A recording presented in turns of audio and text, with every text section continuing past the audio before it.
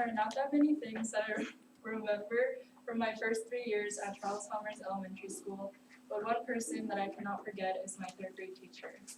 He was like a friend, he was like a mentor, and he was a constant light while I was in school. He was someone that genuinely cared about his students. As you guys all know, English is my second language. I moved to Valencia, California in the middle of first grade, and I had a pretty rough time adjusting as I was naturally shy, and so I never spoke in class unless I was called on. And I'm still like that today, but back then it was a lot worse. But this teacher, he always encouraged me. He made sure that the classroom was a comfortable environment where anyone could voice their opinions. Despite this, I still struggled to talk because I feared that if I talked, whatever I said would be wrong. So I always thought it was best for me to just shut up. However, as I got to experience my teacher's friendliness over time, I started opening up more and found myself one day raising my hand for the first time in class on my own, eager to answer a question he asked. That was the first time since coming to Valencia that I felt confident enough to step a little bit out of my comfort zone. Since my teacher was well aware of my poor English at the time, he took me aside and offered help in a variety of ways.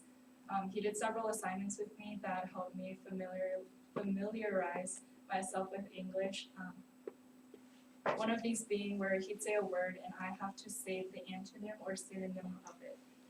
Unfortunately, this never worked out because whenever he said a word, 90% of the time I did not know what it meant, so I couldn't provide him with the antonym or synonym.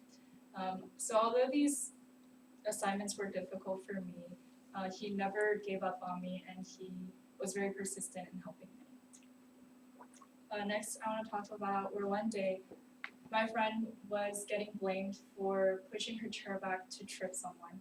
I don't know if any of you guys have this at your elementary school, but at mine, the teacher wrote our names on cards and he stuck them under a color on the board for how well we behaved, so something like that. And so for my school, if I remember correctly, it was blue, green, and then there's orange there for yellow and then red. So my teacher put my friend's name under the yellow. Now when something like this happens where someone gets blamed for something they did not do, I can't stand it. So I stood up from my seat and started passionately, almost aggressively defending my friend in perfect English. I don't know how. And when I was done, I noticed that my teacher as well as the rest of the class was just staring at me. And that's when I realized what I just did and I got scared.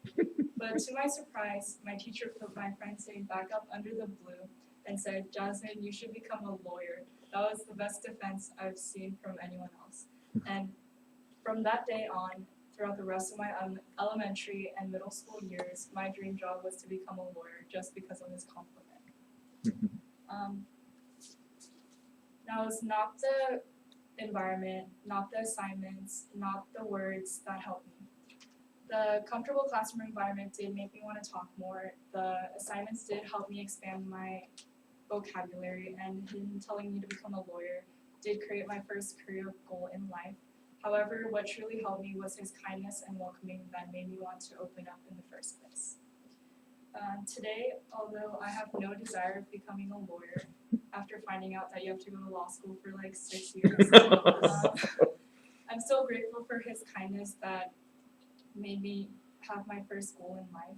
And because those words that could have been meaningless to anyone else left a lasting impact on me, because for the longest time when someone asked me, "What do you want to be when you grow up?"